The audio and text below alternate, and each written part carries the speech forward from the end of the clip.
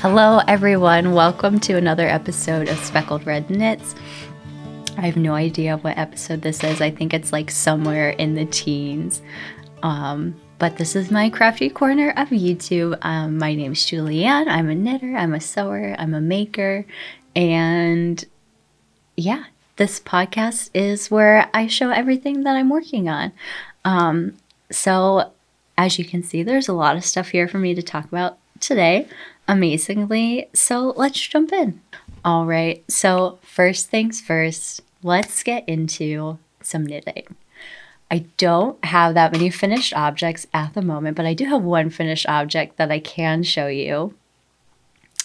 It's not like the most interesting finished object, but I did show this one. It was still a work in progress, like a couple months ago, the last time we did an episode. So if you remember back to the last episode, I was working on a half and half wrap.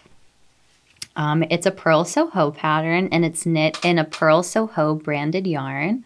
It's called Linen Quill, and Linen Quill is a blend of just like regular wool, linen, and alpaca, and it comes in like the most beautiful colors, and it's super affordable, and it's like a fingering weight yardage, and a lot of people have knit this wrap in that yarn specifically. And it is like a ton of knitting, and it's kind of like, it's not a ridiculous knit, but like it's not a knit that you can just like wear out and about. So it's like kind of something that you save for like wearing at home.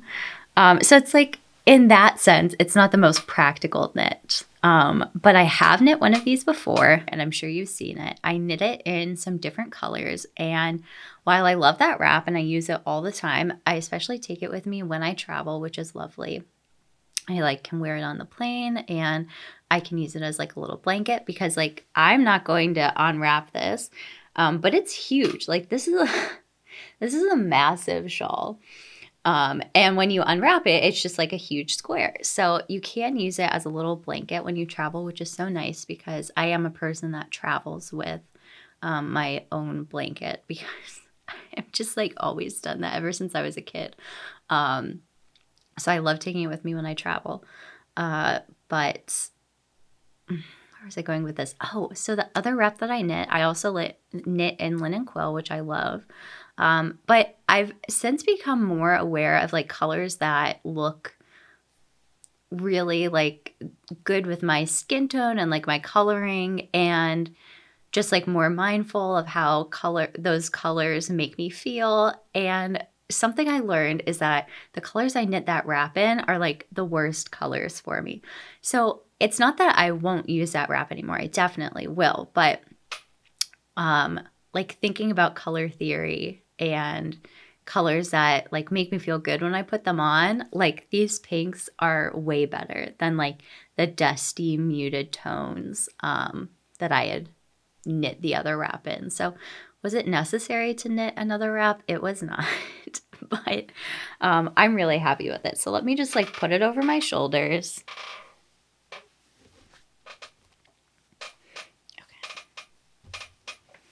Okay. So as you can see, it's huge. It's literally like all the way wrapped around my body. And it's a really nice piece to have. I know I said that it wasn't super practical, and it's not like something that you can really wear out. I mean, you could wear it out as like kind of a piece of outerwear, but it wouldn't fit under under a coat really to wear as a scarf, and it wouldn't really like you couldn't really like wear it like this under a coat. So it's really just like a piece to like kind of have at home to take with you when you travel.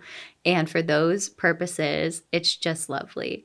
I took my last half and half wrap. I took it with me on a trip that I went on, like, my gosh, it wasn't quite 2 years ago at this point. It was like a year and a half ago. I took it on a trip with me, and I had gone on the trip in like, it was like the end of October, and it was a little bit cool in Europe at that time. So I was in Germany, and I had made it and brought it with me to serve the purpose of being like a piece of outerwear, like a scarf to wear with my coat, because my coat was not necessarily warm enough to just like wear by itself.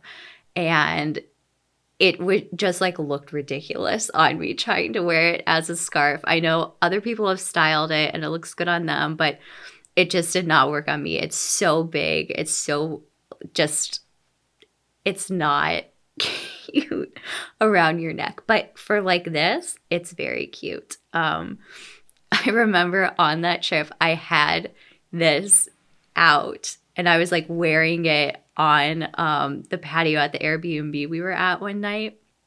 And my friend was like, he's like, oh, that's so nice that you brought a blanket with you. And I'm like, it's not a blanket, it's a shawl. And he's like, when does it stop being a shawl and when does it become a blanket? And that's a great point. I don't know. I think it's all in your interpretation. But it is very cozy. It's very squishy because it's all garter stitch. I guess I could tell you a little bit about the construction if you weren't here for the last episode.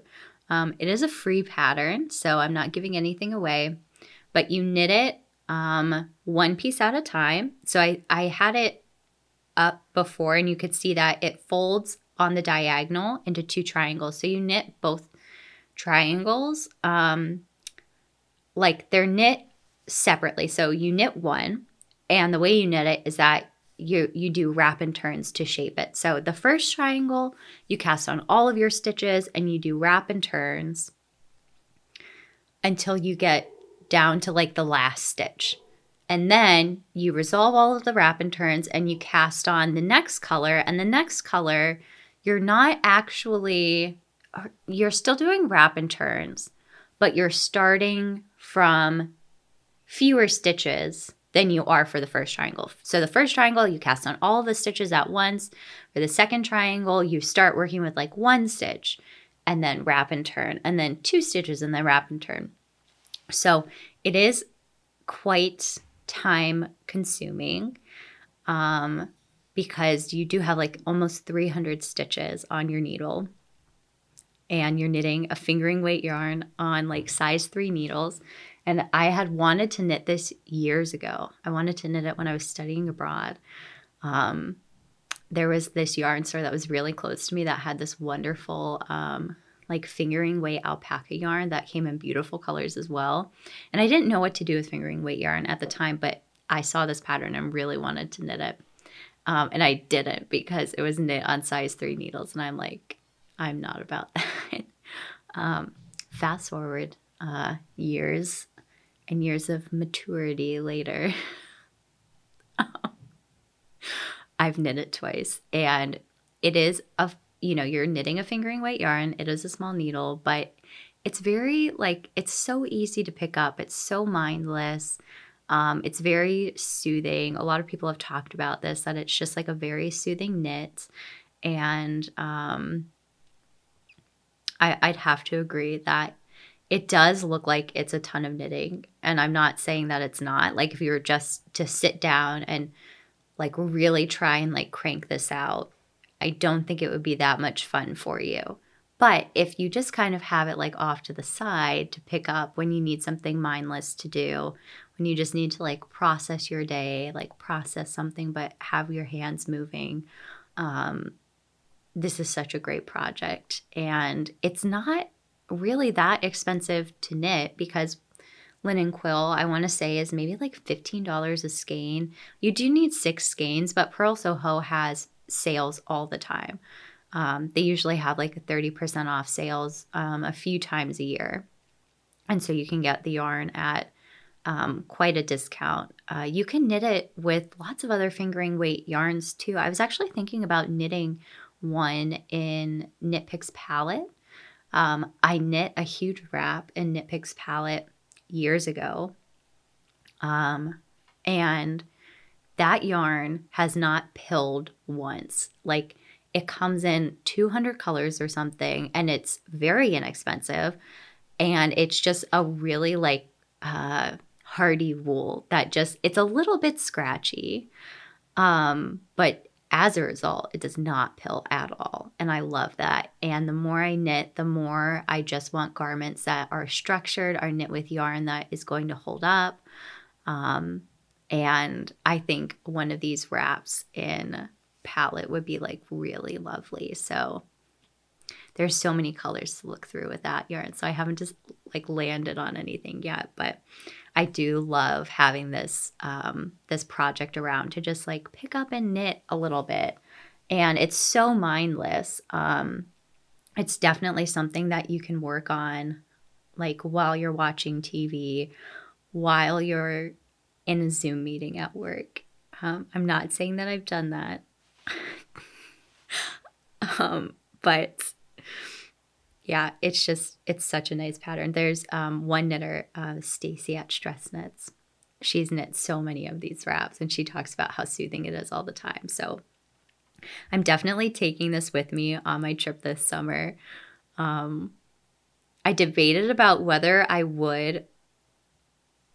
whether it would be practical, because I am going in the summer and I do have more limited space, not necessarily because my suitcase is smaller, but just because I'm going to be gone for a long time and I need to be a little bit more mindful of all of the things that I'm taking. I can't be quite as frivolous with my packing as I typically am. And I also have to bring all of this hiking equipment with me. So there's even less space than I would typically have because it's being taken up with like hiking poles and hiking boots.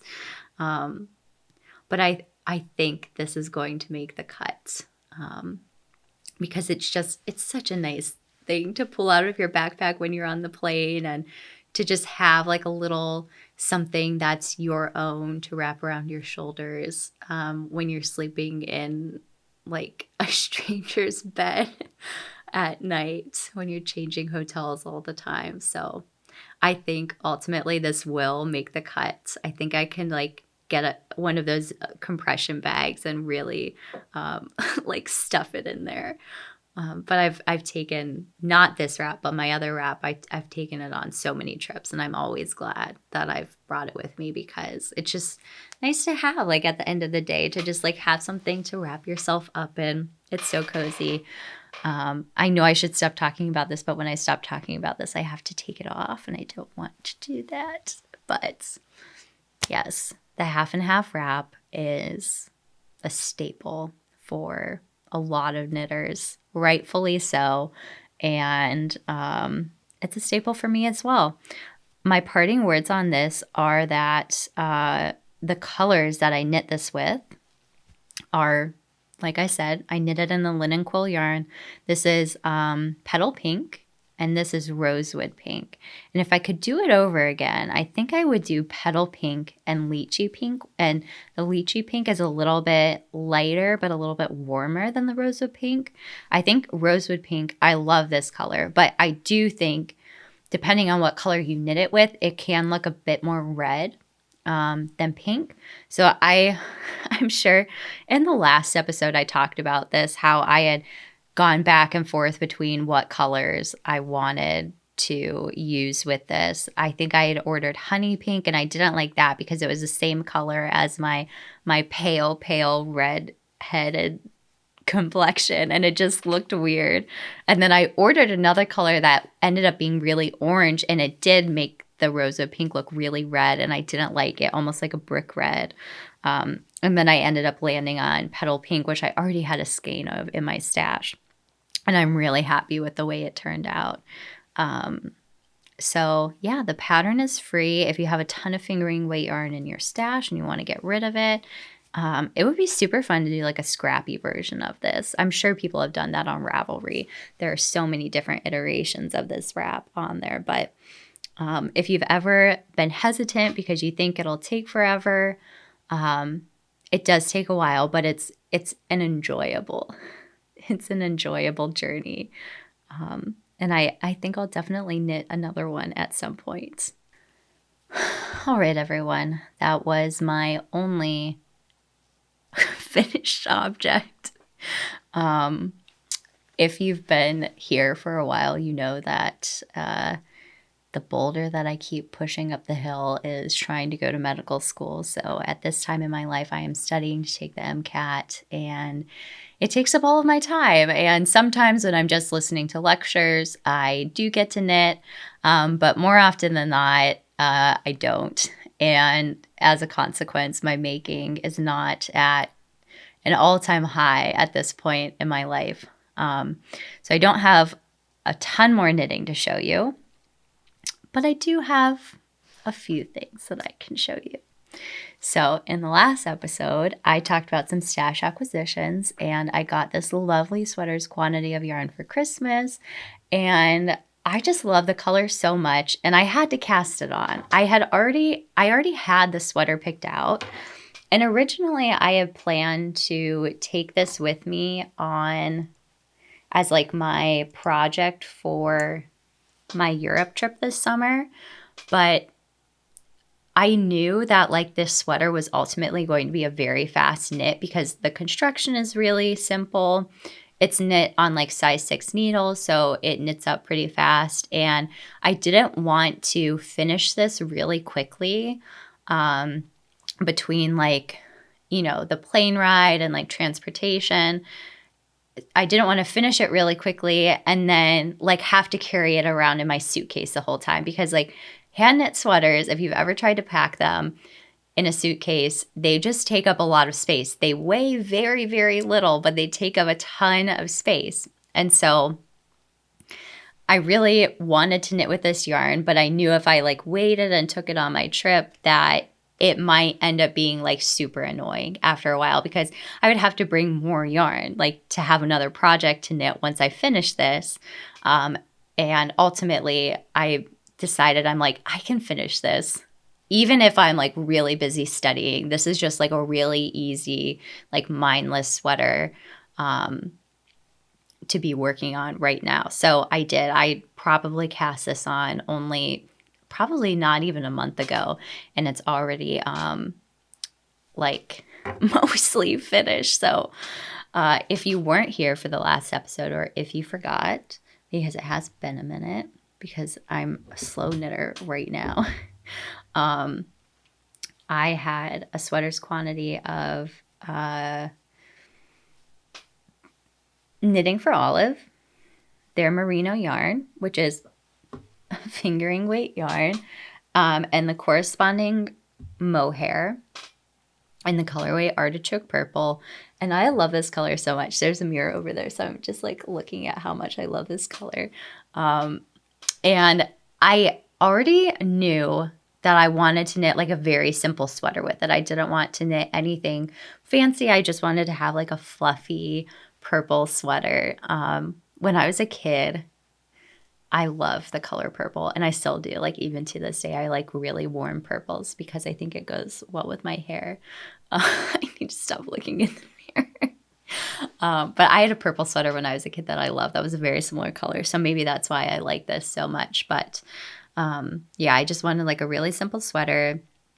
And I talked about the Louvre sweaters that I knit on the last podcast, and I thought maybe I would knit that pattern. But the one thing I don't like about that pattern is the neckline, because I've ultimately found that I don't really wear that sweater with the neckline up. And quite frankly, it gets a little bit floppy if you do wear it up. And even when you tuck it in, it's just like kind of annoying. So I really wanted something with like a more like traditional neckline rather than like the turtleneck. And so I found this sweater a while ago. It's called the Semper sweater. And I can't think of who knits it, but I'll obviously link it below. But I saw it and I just thought it was like such a sweet construction. It has this folded down brim, which is really what sold me, because like I know this is not going to stretch out really. And they actually recommend putting a little bit of elastic along the top. So I actually think I'm going to do that. I've never done that before, but I know that helps your necklines not to stretch out over time. And I wear my sweaters so much. Like that's like all I wear come winter. I have like a little winter uniform, and it's jeans and like Chelsea boots and a sweater, like a hand knit sweater. I was knitting this. I was playing a concert in April and I was knitting this. And one of the girls in my section, she's like, are you knitting a full sweater? And I'm like, yeah. She's like, for real? And I'm like, yeah, all the sweaters that I wear to rehearsal, I've knit. And she's like, you're kidding me. I'm like, no, she's like, that's so many sweaters. Like, yeah, I knit a lot. I'm an anxious person. Knitting helps me not be anxious. So yeah, so I do wear my sweaters a lot. And that's like something I think about, like when I'm looking at construction, like if the construction is something that's going to hold up over a long period of time. So like I love those two sweaters, the loose sweaters. And I think eventually I will just end up stitching down the collar so that they're basically like this collar. But I desperately want to be the chic person who like wears a turtleneck. But I never do because I'm like weird about things touching my neck and touching my face. Like sometimes I just can't stand like having my hair down and like touching me. So like why would a turtleneck be anything different? Anyway, so yes, as I've said, this is called the Semper sweater. I think it's a newer pattern and it's a very simple construction. You do the brim, not the brim, you do the folded neckline. So you basically, what you do is you knit half of it, then you do like a row of purls and then you fold it in. Well, you don't fold it in half at the time. You just like keep knitting more, like one by one rib, and then you fold it in half and they tell you the way to pick up that edge so that it's like really nice and clean and you can like see along the inside. Like that row is where they get knit together into one. And it's really easy to do. It looks a little bit harder than it is, but it's really easy to do. And I was worried that I was picking up too many stitches and that it would be like puckered. But it ended up turning out fine. And I'm really glad that I did it that way rather than stitching it down at the end, which I was thinking about doing, because it really wasn't that much more difficult. And it leaves like a little bit less room for error. Like when you're actually stitching it down after the fact, I feel like you can mess that up a little bit more. But when you're actually like knitting stitches together, it's a little bit more even.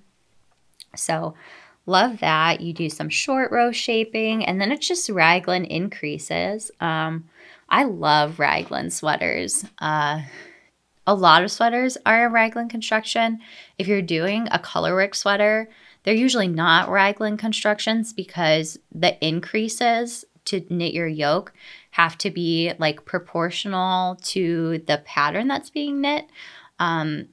So it's the way you're increasing is just, it's a little bit less proportional and not that it makes a bad fit. If you're doing a colorwork sweater where the yoke increases are a little bit like more rapid, the pattern designer has obviously like orchestrated that so that it still fits really well. But a raglan shaping, I feel like it's just like it's such a subtle increase and I feel like it ends up looking so nice. Like it just hangs on your body really nicely. And it just fits really well. Like it's a little bit more tailored. Not that either, like they're just different, but I just love like a raglan shaped sweater. So anything else to say about this? I did the tubular bind off. I love the tubular bind off. I love how it looks. I actually love the process of doing the tubular bind off. I find it very like meditative to like do a sewn bind off. And it's kind of hard to show. I know you're not going to be able to see it, but it's not going to stop me from trying. But basically when you do a tubular bind off, it makes the edge kind of like waterfall over. So it kind of like continues the ribbing along the edge. So it looks really like polished, a little bit more professional. And I was very hesitant to learn it for a long time because I'm like, I just want to continue knitting as fast as possible. But something that I've learned over time is that you really want that edge of your knitting to have a little bit more flexibility, especially on a sweater along the hemline, because like, it's weird if your sweater has a lot of flow and then you bind off and that edge is really rigid, because it kind of like makes your sweater like not balloon, but it just gives it like kind of a weird shape. Like it doesn't let it flow very nicely. And there are lots of different bind offs you can do that are not the tubular bind off that will give you some of that. And I did that for a long time. I think I did like the stretchy, surprisingly stretchy bind off or something, but it doesn't look as nice. It doesn't look as professional. And quite frankly, I don't really mind doing the tubular bind off. So I learned how to do it once. I'm glad that I learned how to do it. And now I do it all the time. It's much easier to do with 1x1 ribbing. There is a way to do it for 2x2 ribbing, but I have not learned how to do that yet. And you can do a tubular cast on as well, but that is a little bit fussy. And you have to like really pay attention and be very focused when you do it. And every time I've tried to do it, I just get frustrated and I just want to start knitting. And I think it's a little bit different when you just want to start your project versus when you've like knit the entire body. You don't mind like spending a little more time like casting it off because you've already done such a big part, versus when you just want something to knit. It's really annoying to have to like learn a new technique and just have to deal with like that fussiness. But yeah, so as far as like difficult techniques, you definitely don't have to do the tubular bind off. And the sleeves are just very basic. I'm pretty close to being able to do the ribbing. I typically don't follow what like pattern writers or designers, pattern writers, what designers write for the decreases. I'll look and see how often they recommend decreasing for your size, and then I just keep doing that. Like I don't go back and look and say like, well, how many times do they want me to decrease? I usually just keep going until I get to the ribbing, because I do like my sleeves to fit like a little bit tighter. So sometimes they'll tell you like, oh, only do like 5 rounds of this decrease, but I would just like keep doing it until I get to the ribbing. And it has bit me in the behind a time or two, but not enough that I'm going to do anything about it. So I don't know if this is the amount of decreases I should be doing, but it's what I'm doing. And yeah, I'm super happy with this sweater. I can't wait to wear it in the fall. I had like an outfit picked out to wear for my dress rehearsal for my concert that I just played. And I really wanted to have this sweater finished. And it was like, I think I had just split, like I just finished splitting the body and for the sleeves. So there was like no chance I would finish this. And in a different life, I would have like killed myself to have finished this on time. And I'm glad I didn't, because it was unnecessary. And now I'll finish this right before my trip and I'll put it away. And then when I come back, I'll be months closer to being able to wear it again, and having a new sweater, a new fluffy sweater to wear for the fall. So I'll link the pattern below. I really love the pattern, and I can imagine myself knitting more of these sweaters because it's just a great sweater to make use of your mohair with. So I joked about this sweater on the last podcast that I hadn't knit on it because it was literally, I just kept leaving it at the studio after I showed it on the podcast like a year ago. And so I was just like, I was annoyed that this sweater that was basically finished was just like existing so close to being finished, and I wasn't doing anything about it. So I don't know. This sweater I started in 2022, like in April.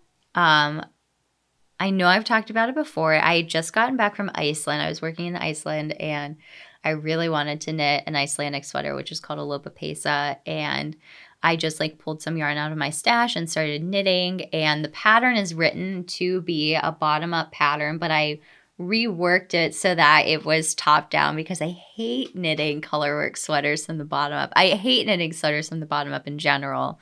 And so I started knitting it, brought it on a podcast, and for some reason left this sweater behind.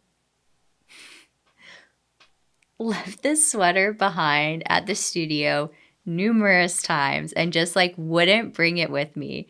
Like wouldn't take it home to finish it.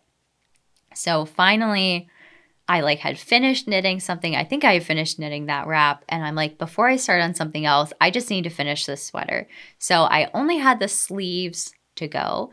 And I did something so stupid. In my mind, I said to myself, I was knitting the sleeves on size 5 needles.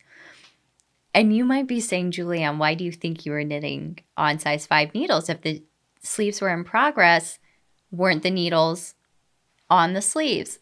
And that's why this sweater took me so long to finish, because I needed the sleeve needles to do something else.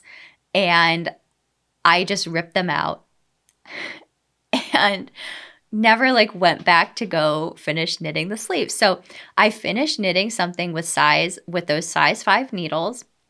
And I'm like, great, size 5, that's what these sleeves were knit on. Now I can go back to finishing the sleeves. And I could have checked very easily in the pattern to see what size the sleeves are what size needles the sleeves are being knit on, but I didn't. And I just started knitting with the size 5s, which is ridiculous because this is a worsted weight yarn. And the yarn that it is supposed to be knit in is called Let Lopi, which is like an Icelandic yarn.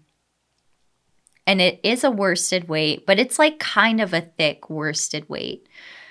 So I don't know why in my mind I thought that the sleeves were knit on size 5 needles, but I did. And I just started knitting on them. And then inches in, I'm looking at my stitches thinking, these are kind of small stitches. And it's kind of tight knitting this yarn on this size of needle. And I looked in the pattern and sure enough, they were supposed to be knit on size 7 needles. But ultimately, I don't think it really had that much of an effect because these sleeves would have been kind of big if they were knit on size 7 needles. But it's so funny. You can feel the difference in the fabric between here and here. Like it's much tighter here than it is up here where it was knit on size 7 needles. But anyway, so I knit the sleeves and I was a little bit unsure about the fit. About whether it was going to fit nicely. And the sleeves have a little bit of color work around the wrists. And I knew that I wanted to see how it fit before I did that because really often when I finish a sweater, like I realize the sleeves are a little bit long and I usually end up folding up the cuff.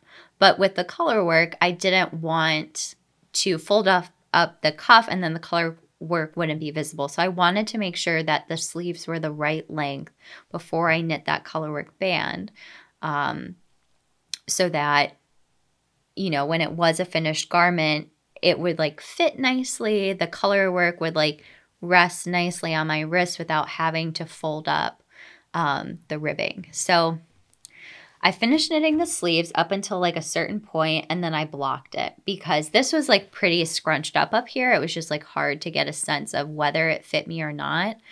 And I had started knitting it when my body was a little bit of a different size and I was just like unsure of how it was going to fit. So I blocked it and I don't know. I tried it on and it wasn't a great fit. Like it was a little bit oversized. And I don't remember what size I was knitting this in. I can probably figure it out pretty easily just by looking at the amount of repeats that I did in the pattern. But yeah, I don't know. I tried it on and it was oversized, but not really in a cute way, like in the way where it doesn't fit. And I think oversized looking good and oversized looking bad ultimately ends up being like a shoulder and a sleeve issue. Like if your sleeves don't fit, if your sleeves are really big and your shoulder is big, it makes the garment look like it's too big on you. Versus like if the body is big, but the sleeves are a little bit more fitted, I think that looks fine. But because of the way the yoke is constructed, it's not a raglan increase. So there is just a lot. I can see myself in the mirror. Yeah, it's just big.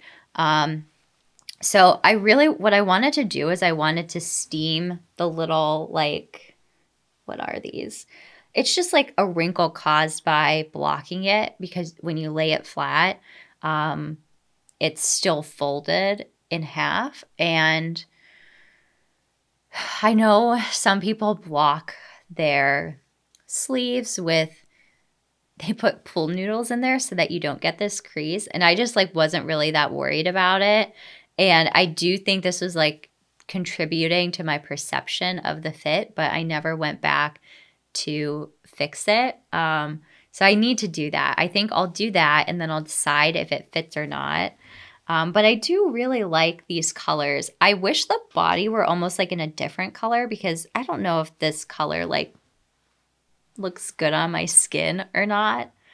Not that it matters. Like, just wear what you want to wear. But these colors I really love. I also kind of knit the color work pattern wrong. Like, the edge was supposed to be knit in the body color, and I like did that wrong. And so there were like things I did wrong in this sweater that are making me not want to finish it. But I actually have yarn to knit this sweater again. I have some Peace Fleece, which is like my favorite yarn of all time. It's really crunchy. It's kind of scratchy, but the colors are amazing and the yarn wears so well. And I would love to knit this sweater again in that yarn, have it fit better, and have that be like almost like not quite an outerwear piece, but just have it be like a really hardy sweater that you can throw on if you're going to go do an outdoor activity. Like an outdoor activity when it's cooler out, and have that be your outer piece, because I've done a lot of hiking in hand knit sweaters, and it's such a nice layer to wear because wool is very thermoregulating.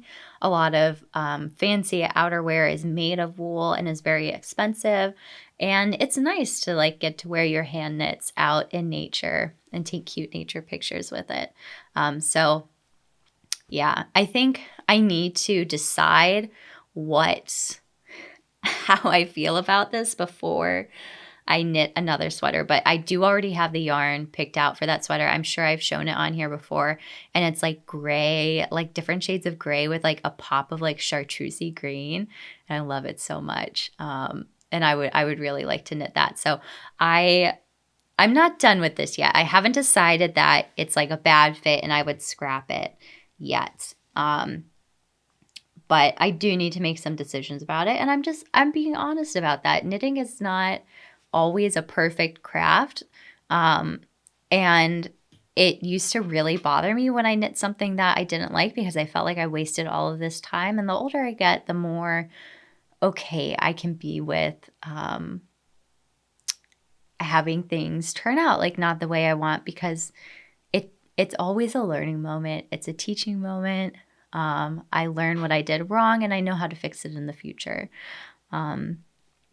So my parting words on this sweater is that the pattern is called the Rederi sweater. I believe the pattern is put out by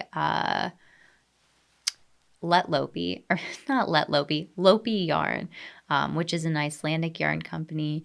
And it's a pattern a lot of people have knit. It's a very classic, like Icelandic style sweater. You can knit it in the Lopi yarn, which is Icelandic wool. It is a little bit scratchy. I knit a scarf in Lopi yarn when I was in high school. I asked for the yarn for Christmas and I picked it out because, number one, I like the colors, but number two, it was very inexpensive. And it is. It's not a very expensive yarn. And I knit this beautiful herringbone scarf, and it's like in shades of purple and cream, and it's beautiful. I love it. But it was so scratchy that I could not wear it against my neck. In a sweater, I think it's different. You have something underneath that's protecting your skin a little bit. But yeah, Lopi yarn is definitely not meant to be worn like around your neck. Don't knit a scarf with it, but you can knit this sweater with it and it would be fine. So yes, this is a Raderi sweater. I'm not sure what size I knitted in. But yeah, this is a work in progress. Yeah, I'll keep you updated on what comes of this sweater. I'm trying to be better about like when I scrap something, like going back to it, because I do have a lot of sweaters that kind of have fit issues, and it's just annoying to like unravel, a sweater and have that like eat into your knitting time. And it's easier to just use yarn that you haven't knit with yet. But I'm trying to be better about going back to some of my previous projects and revisiting them a little bit and unraveling them and finding better pattern fits for the yarn, or knitting a sweater so that it fits me better. So this one definitely, she'll become something, but in this moment, she's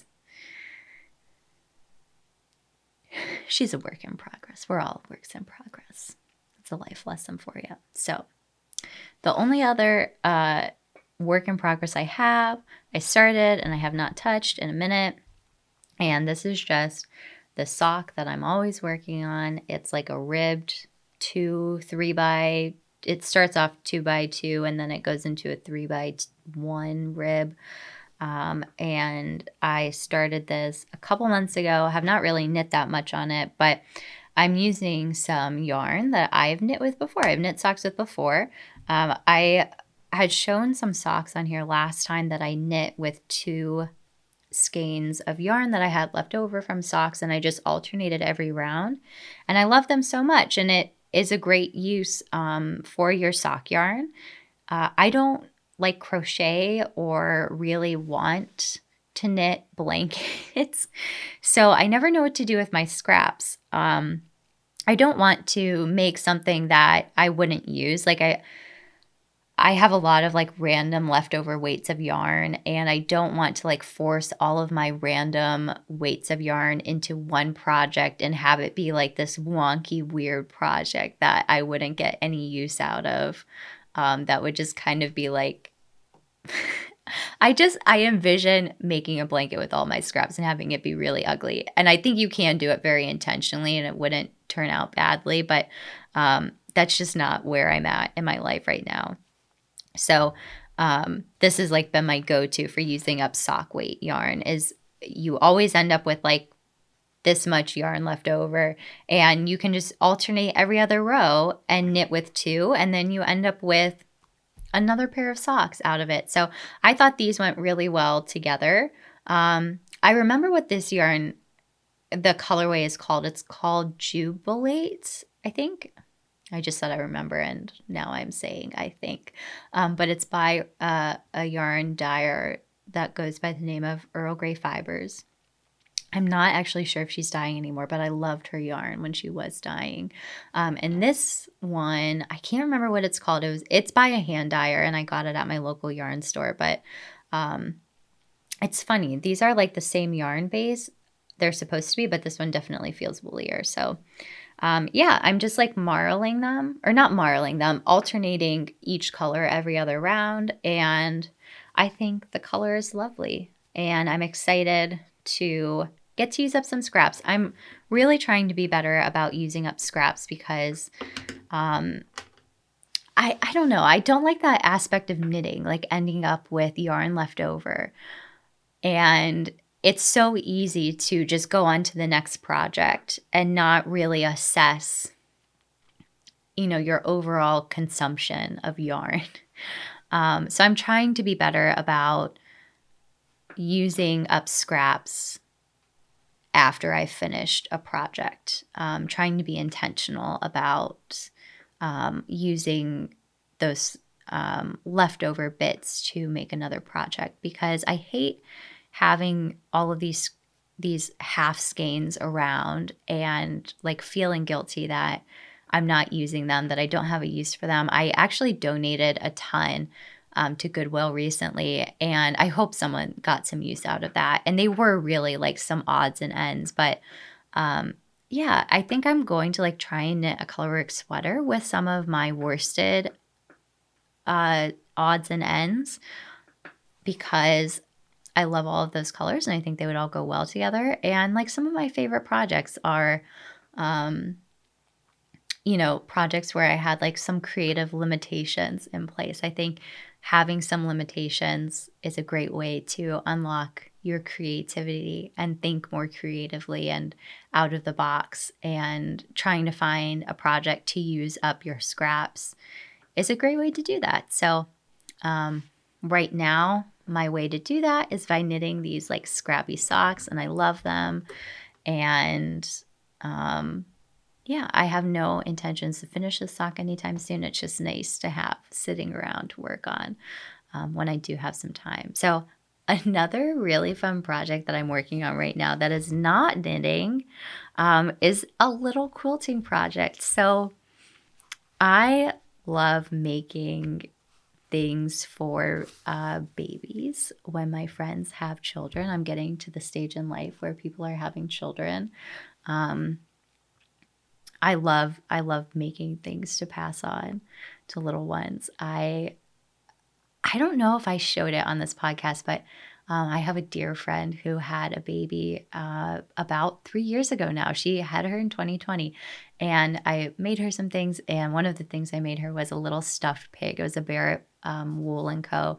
pattern, and it was so cute. It was a little pig with a sweater on and pants, and it was so sweet. And I sent it their way, and she sent me a video of her baby, like with the pig's head in her mouth. And I was like showing someone, and they're like, "Aren't you sad that she's like drooling on this stuffed animal that you made her?" And I'm like, "Absolutely not. I love that. I would love if in a couple of years she sent it to me and was like, she loved it so much that she wore all these holes in it. Can you fix it?" That would warm my heart. Like, things that you make people are not meant to be put on a shelf.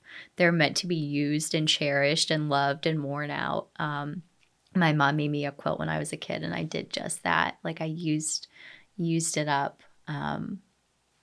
And so I love making these for people's kids because there were things that people made me when I was a kid that I just have such fond memories of. And I hope that the things that I make for other people's kids are like really cherished items, that they're things that they'll use for a long time and that they'll just love. So I have a baby quilt that I'm working on for my college horn professor. He's having a baby, and when I was in college, one of my degrees was in music, and I play the French horn. I still play it, and I studied with my teacher the year before I got to college, and then all 4 years of college.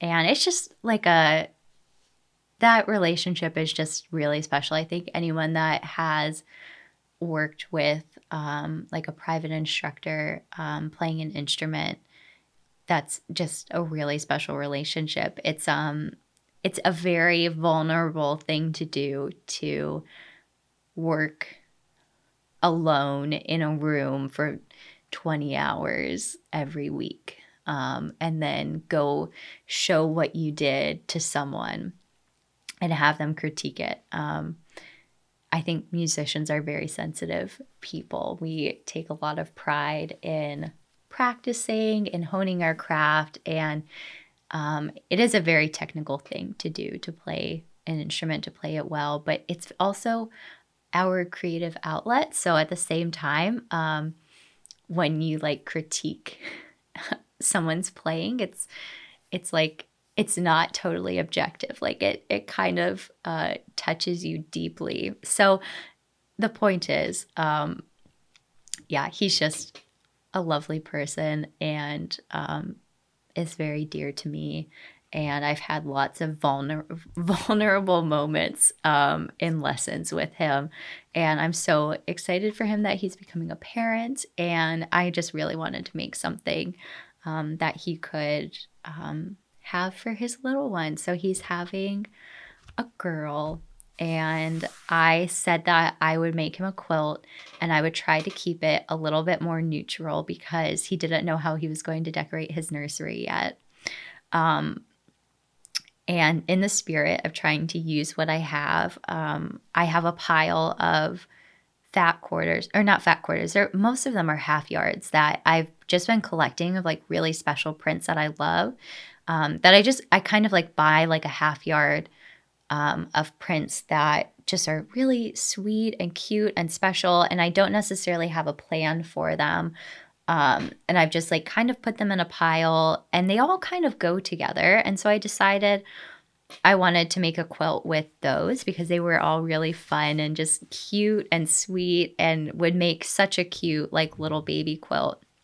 So I had all of those and I was trying to decide on a pattern. And because I'm going to be gone this summer and his baby is due in September, I just like with my studying, I didn't think I was going to have time to machine quilt something. And so I wanted to work on a quilt that I could take with me, that I could work on during my trip. And so I've never tried this before and I wanted to try it for forever. And that is English paper piecing. So let me flip this around. So English paper piecing, some of you might already know, is where you cut out all these hexagons and you glue the hexagons to this pre-cut piece of paper, and then you hand stitch them all together. And you might be saying, Julianne, you don't have time to machine quilt a little itty bitty baby quilt, but you have time to hand stitch these all together. Yeah, I do, because the one aspect of quilting that I don't like is that you have to like sit in front of the sewing machine to do it. I don't find it very meditative. I don't like pressing things and then trimming. I hate trimming quilt blocks so much because I'm confronted with how bad my seam allowances were and how badly I cut the fabric to begin with. And it's not that I even cut it that badly. It's just that quilting magnifies every little imperfection that you've made along the way with your seam allowances, with the way that you cut the pieces, with the way that you trim them and press them. And that's the aspect of quilting that I don't like, that causes me to lose steam. And when you hand stitch these all together, it's basically perfect and you don't have to trim anything at the end. So I just started this not even a week ago and I have been enjoying it so much. It's been so fun just to pick up. I recently deleted Instagram, which is really a wild thing to say for me. But I was confronted with how much time I was spending on Instagram. And I hated seeing that every day, that I was spending like 2 hours scrolling Instagram. And so I've kind of replaced that with whenever I feel the need to just have a little distraction, like when I'm switching tasks, I try to pick one of these little like flowers up to stitch on instead. And that's been working well for me. So I've really been enjoying working on this, not knitting it. And my goal is just to do one a day. And then I think I'll have enough done by the time I leave for my trip that I'll just be able to stitch all of them together on my trip. And I think that is like more than doable. And then when I come home, I'll be able to just quilt it on the machine like super quick and do the binding and have it done definitely in time before the baby gets here. But let me just go through some of these prints. You might be noticing that this print is that fabric. It's a rifle paper fabric. And something else that I really enjoy about doing this is that you can be a little bit fussy with the way that you're positioning the little hexagons. So this one, it took me a little bit of time to kind of like arrange these so that they look lovely. And did I need to do that? No, but it's fun to kind of just add that level of detail to it, that little extra level of creativity. So you can see that these are inverse, and that's what I'm going to do. I'm going to do an inverse of like each one. So I think I'll do like 2 of each type. So I'll have like 2 of these and 2 of these. But I've only done 2 of each so far, or 1 of each. I forgot to stitch that one down, but it's mostly finished. So I did those. This one is really sweet with the little green flowers. So you can see those are inverses. And then this one is my favorite. I love it so much. It's a fox. It's this Scandinavian like fabric. I picked it up when I was at Fancy Tiger Crafts in Denver last summer. And I think it's just so sweet the way that this pink is like matching that little pop of pink in there. And then I did one here where it's the foxes on the outside. And I just think they're so sweet. And I have a pile of some of the other fabrics I'm going to use. So this is a Heather Ross print. And I don't know if you can see it, but these are frogs. They're little frogs in jars. It's so cute. These little loopy stars. There was an entire collection of this fabric. It's kind of like being phased out. So if you like it, you should buy it now. But it's called Starry, and it was by Ruby Star Society. And these stars are in a bunch of different prints, like different colorways. And I used it in the quilt that I showed on an earlier podcast, and I loved it so much. They're just like, so they're imperfectly drawn, so they're so whimsical. I love them so much. They're these cute little flowers, these ladybugs, so cute. Some more sweet little flowers. This one I love so much. I did use this in my big blossom quilt. These are little honey bears. This print was like almost out of stock, and I did buy like 2 yards of it, which was unnecessary, but it's just so cute. There's some more foxes. There are going to be a few foxes in here. This is another Ruby Star collection. This is called Hole Punch. The collection is called Hole Punch, and this comes in a lot of different colorways. So this is nice to just be kind of like a softer, like I think they call them blender prints. And it comes in a lot of colors that you can use. And I just like pick up when I see something in a color that I love, or it's just a cute little print, I just pick up a half yard of it. And I try not to do it too much because I don't want a ton of fabric in my stash. But sometimes you find prints that are so cute and you love them and you don't have a use for them at the time.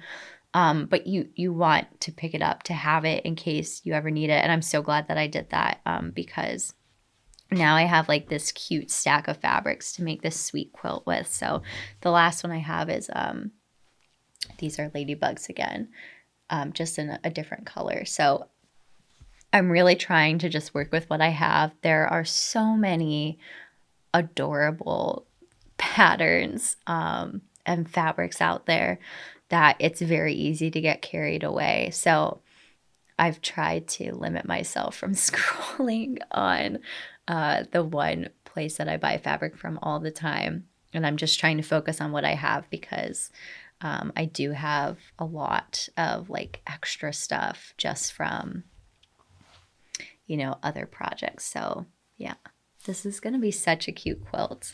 And I'm excited to get to work on this when I'm traveling. I like to tell people about the places that the things I made them went, which when you're knitting, that's really easy to do. Your knitting can rack up some mileage because you take it with you a lot of different places. But with sewing, not so much because you're usually at home with your sewing machine. So this is just really special. And I'll get to tell him that, this quilt has already been to Cleveland Orchestra concerts, that it's already been on international flights, and it's been to the Alps and to Rome and Paris. Just kind of like a special memory to think about. So yes, I'll keep you posted, but it's already like flying by. I've just enjoyed like stitching these together so much. So that concludes my works in progress across all of my crafts. And the last thing I have to show you, which has been cheekily sitting over here the whole time, is a small bit of stash acquisition. And I just did this very recently. I had a gift card to the local yarn store in Cleveland. It's called River Colors Studio. And they have a lot of the Mondim yarn, and I wanted some. This is a yarn that I've talked about before that I've used to knit socks. It's actually made for knitting socks. It's made in Portugal, and it's named after a town in Portugal that used to produce a lot of socks. They used to knit. They had knitting machines that produced a lot of socks back in the 40s when that was how you got socks before we had like industrial, like facilities that make, you know, your little cute crew cut socks today. People wore basically hand knit socks that were knit on knitting machines, and this town made a lot of them. So, Retrosaria is a yarn store, but also a company that makes like heritage breed, heritage breed sheep yarn, breed specific yarn, with Portuguese heritage breeds of sheep. So this is like really special yarn. It's a little bit toothy, but it's very structured and the colors are lovely. And I just love this color so much. This like medium toned pink. If a pink is too dusty, it washes me out. If it's too dark, it doesn't look good. And this was a perfect color. It's a fingering weight yarn. It is like 460 yards, I think. It's like quite 420 yards. And it's just 100% non-superwash Portuguese wool. And I got it in 2 colorways. So the colorways are not anything fun. Like they're just numbers. But I love this one as well. I was only planning on going to buy this. But I love this colorway too so much. It's a rust, but it has some darker wool in it. So like there was some black wool in here when they dyed it. So it's very dimensional. I was looking at it and I'm like, do I need another rust sweater? Because I do have that loop sweater that I knit with rust and mohair in a rust colorway. But it's so dimensional and it almost looks like it glows. Like it's a bronzy, like embery color. So I picked this up as well. And you might be asking me, what are you going to knit with this, Julianne? That's a great question. So I knit a wool and honey sweater a couple of years ago. And if you're familiar with the pattern, it's a beautiful pattern. It's by Andrea Mowry and it has a honeycomb pattern on it. And the entire sweater is done in garter stitch. It's knit in the round, so it's not just like flat garter stitch. There is kind of a special way that you have to do it.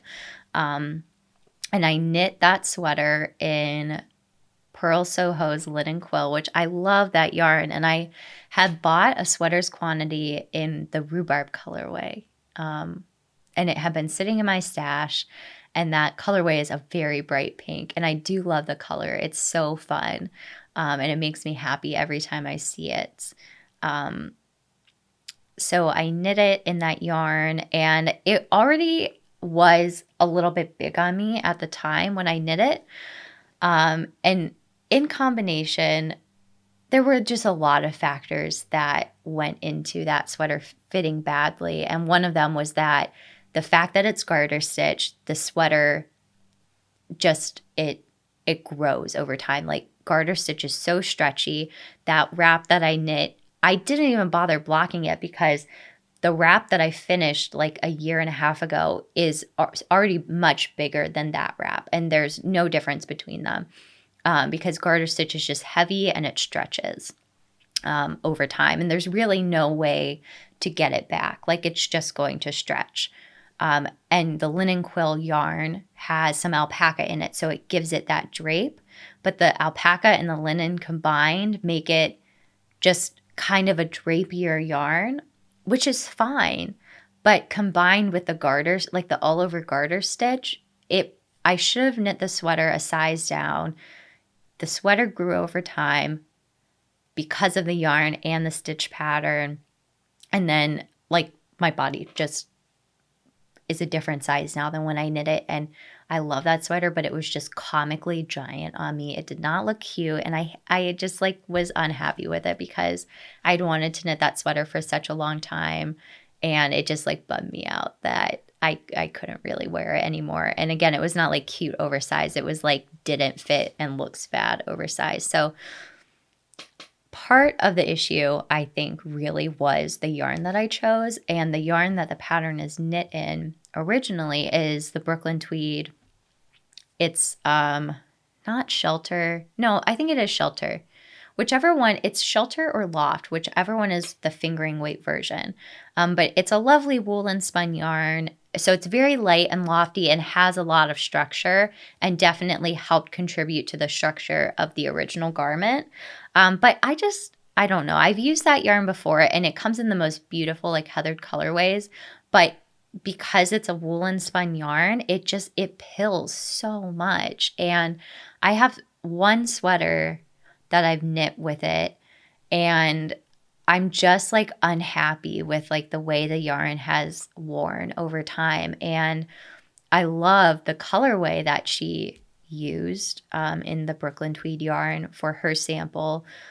And I really wanted to find a color that was similar, but I just didn't want to use that yarn because, number one, it is kind of expensive. It's a more expensive yarn. I want to say a skein of it is like $14 for a fingering weight yarn. But it's $14 and it's a 50-gram skein. So this is $14, but it's a 100-gram skein. So it's literally double that. So I didn't want to invest the money in yarn that I ultimately would be unhappy with at the end of the day. And so I actually ordered some Knit Picks palette to knit this sweater with as well, and kind of like a swampy green, not swampy, but like chartreusey, almost yellowy green. It's a really lovely color. And I was so hoping that it would make its way to me in time for podcasting day, but it did not. So I bought that yarn. I'll put like a picture up so you can see what colorway I'm talking about. But it's a color that I think I'll really enjoy having in my wardrobe. That will look really good with jeans. And that yarn is it's very hard wearing. I talked about it earlier. I've knit things with it before and it just wears so well. And it's a very inexpensive yarn. And I'm trying not to like rein in my knitting budget, but just like be more mindful of, sometimes I buy these expensive yarns and then I'm not happy with the garment because, an expensive yarn can be expensive for a lot of different reasons, but it's not always expensive because it's a very like hardy and hard wearing wool. So I'm trying to be mindful of knitting with yarns that will last for a long time, that will give me the product I want. And, I'm not always just like buying yarn because it's like the fun new, like breed specific or hand dyed yarn. Trying to be a little bit more mindful about what I want, that yarn to accomplish in its lifetime. So yeah, so I already bought yarn to knit that sweater in this yellowish color, and it was probably like $25 for a sweater's quantity of palette. And I would really like to look towards palette more often because it comes in so many colorways and it's so inexpensive and it just wears really well. And I did order I ordered another shade, just one skein of this really beautiful, like creamy, like oyster color. And I would love to knit a cabled sweater in it, to have a really classic cream cabled sweater. That's on my to knit list. And I would love that piece to be like a really lovely heirloom quality garment with yarn that might not be like the hottest, like newest, softest yarn, but will just like stand the test of time. And I'm so confident that yarn will do that. So I bought that yarn to knit another Wool and Honey with. And again, I'll put a little picture up of what that colorway is. And I honestly was undecided about what I was going to do with this. I thought I would knit another Wool and Honey with this color, but this color is very similar to what the original Wool and Honey is knit with. And so I think I might knit another one in this color and maybe just I might pick up like some pink mohair to go with this and knit another Semper sweater with this. Or I might just knit like a fingering weight sweater in this pink. But I love these colors and I love this yarn. Again, this is a very hard wearing wool. is not going to pill. I'm like confident of that. And it just like has some more structure to it. So I'm pretty sure this will be a wool and honey. And this one is undecided, but I know I want to knit something like soon with this. Like I really want this color sweater. So if you have a fingering weight sweater pattern that you love, please drop it in the comments. And I'll give it a look as I decide what to make with this yarn. So if you've been here long enough, you've heard about my little project bag business, and for a while I was trying to like scale it down, and I think I still am. It's a lot of upkeep. It's annoying to do the taxes for. But for some reason my shop blew up like 2 months ago, and I don't know, it just warmed my heart. And I was trying to kind of clear through some of the inventory that I had in there. And I still am. But I had some fabrics in my stash that I really wanted to turn into some bags. So there are some new bags, some new project bags in my Etsy shop that you can go take a look at if you're in the market for one. My only caveat is that if you could place your orders before like June 12th, that would be perfect, because I will be out of town after that and I'll have to put my shop on break. So there are some new bags in the shop, and I just wanted to take a moment to show you some of these prints. So I actually bought this fabric to make a shirt with. It was a collared shirt, and I lost the steam to knit or to sew and learn how to sew a collar. And I love this fabric so much that I really didn't want to make a garment with it that I wouldn't love. And quite frankly, it's kind of a bold print to make a garment with, but it's so sweet and I love this so much. And I found this fabric that I thought was just like perfect for the bottoms, and so I turned it into bags. I had a black hat when I was growing up, so that's why I love this print so much, and it's just so bright and fun and summery. And then I also have this rifle paper print from a few years ago. It's called the Herb Garden colorway, and I did it in the lighter print, and then I also did it in the darker print, which is also so lovely with this like cute little gingham.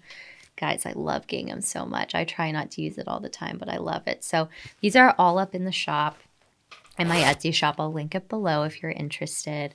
And I don't know if the people who like blew through my Etsy shop last month watch my podcast, but if you do, your orders mean so much to me. And I was recently looking at Etsy, and I had sent out over 200 orders, and that's not calculating the number of bags. So a lot of orders have more than one bag in them, and it just, I don't know, it's like I said, it's annoying to do the taxes and to figure everything out and to send things out and just maintain it.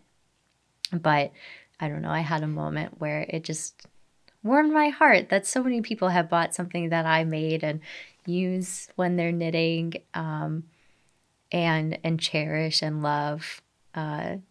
I know that's a small number for a shop, but it's something that, I made. I hand made it and people bought it, and that's awesome. And so I appreciate anyone who's purchased a bag. It really, every order that I see come through my email, I get a special email from Etsy, and it just, oh my gosh, it just makes my day every time I see it. So if you would like one of these bags, I really would love you to have one. So just, I will have my shop on pause this summer. So if you would like one, just try and order it within the first week of June so I can get it out to you before I leave on my trip.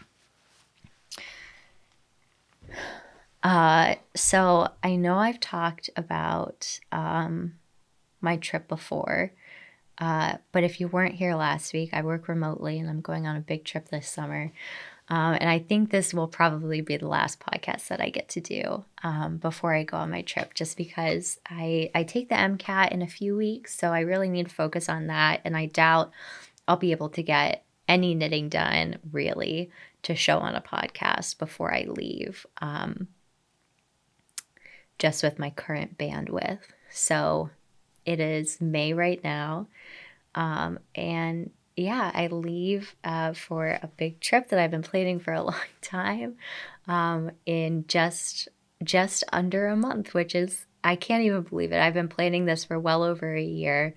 Um, and it's finally almost go time. So I'm starting off in Rome. I'll be in Rome for a month, and then I go to Paris for like a week, and then I meet up with a dear friend that I'm doing the Tour de Mont Blanc hike with. So the Tour de Mont Blanc, I talked about this last podcast, but it is a hike that goes through the French, Italian, and Swiss Alps, and it circumnavigates Mont Blanc. It's a 10-day hike.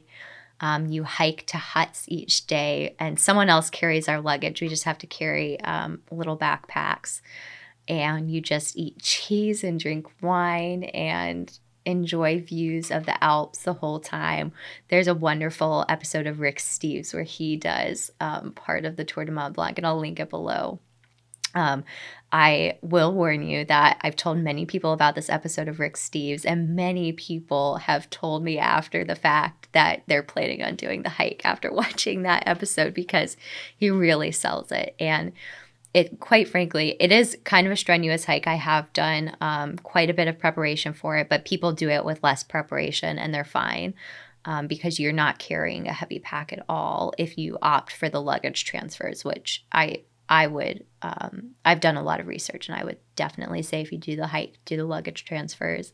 And it's quite frankly not very expensive when you price it out per day to be in Europe. You would spend probably more just to have an Airbnb and pay for food and transportation and be in Europe. So it's definitely a bucket list item that has not even been on, it will not have even have been on my bucket list for a full year by the time I actually hike it. But I love that. I'm trying to seize more moments in my life like that, because I think the pandemic put a lot of things into perspective for people, and trying to travel when I can was one of those things. I really wanted to have a job, a remote job that would allow me to travel like this. So I'm not just vacationing the whole time. I am working my full-time job just remotely on this trip. Except for when I'm on the hike, I'm not working, I'm taking vacation. So I'm doing that hike with a dear friend, and I'm so excited. We were talking details just last night, and I was really getting pumped up for it. I'm also so excited to go to Rome. I've never been to Rome, and I just added Paris on randomly, and I'm so excited to go to Paris. I've never been to Paris. When I was a kid, I loved the show Madeline, and I even had like the little, like, not a bowl cut, but like the cropped cut. And my family dog, her name is Genevieve, which was Madeline's dog's name in the show. So I'm so excited to go to Paris. And then after that, we're headed to Lyon for a week, and then I go to Lisbon for a little bit, and then I head back to the US, back to Cleveland, but I go by way of Dublin. So Cleveland has a direct flight to Dublin. It's the only international flight that operates out of Cleveland. So you have to fly back to Dublin in order to take it. So I'm flying Aer Lingus from Lisbon to Dublin, but I get in like really late at night, and I don't leave until the next afternoon. So I'm going to leave the airport, go into Dublin, which is where I studied abroad. I'm going to have brunch at my most favorite brunch spot, and then I'm going to go to the campus that I studied abroad at and just have a little walk around and reminisce. I think it's so funny because that's where my love of travel started.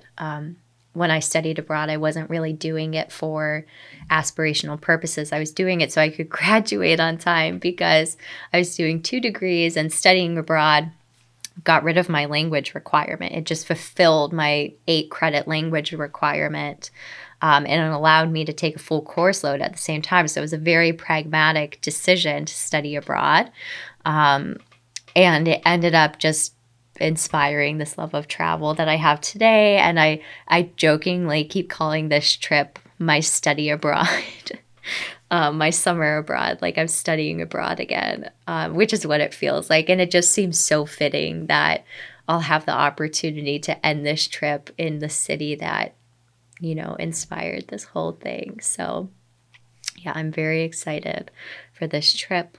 I've been meticulously planning my packing, which I've never done before, and getting ready for this hike. And I'm so excited. So it will be a minute before you see this type of podcast from me. Like in this space, I have aspirations to do a travel vlog for y'all, because I think I'll have some amazing footage, pictures, and whatnot to share. So that's my goal, is to make a travel vlog while I'm traveling. But in the spirit of this being the last podcast you'll see from me here for a minute, I was looking through my stash and I had this beautiful skein of this variegated yarn that I bought a few years ago that I love so much, but I've never knit with. And I wanted to do a little giveaway for all my subscribers. So if you want to be entered to win this, first of all, you need to be subscribed to the podcast and you need to like this episode and you have to comment on the post in Ravelry, because if you just comment on my YouTube list, I have no way of knowing what your email address is, and I don't want everyone commenting their email addresses. So if you comment on the Ravelry post, then I can message you if you want and get your address and get this sent out to you. So the Ravelry post will be linked below, but on YouTube you need to like and subscribe and leave your comment on Ravelry, and one person will win this beautiful skein of yarn, and I hope you do something amazing with it, and I hope you all have amazing summers, and I can't wait to come back in September and tell you all about my travels, or to show you my travels if I get around to making that vlog. So thank you so much for joining me for another episode of Speckled Red Knits. I'm so glad you stopped by my crafty corner of the YouTube.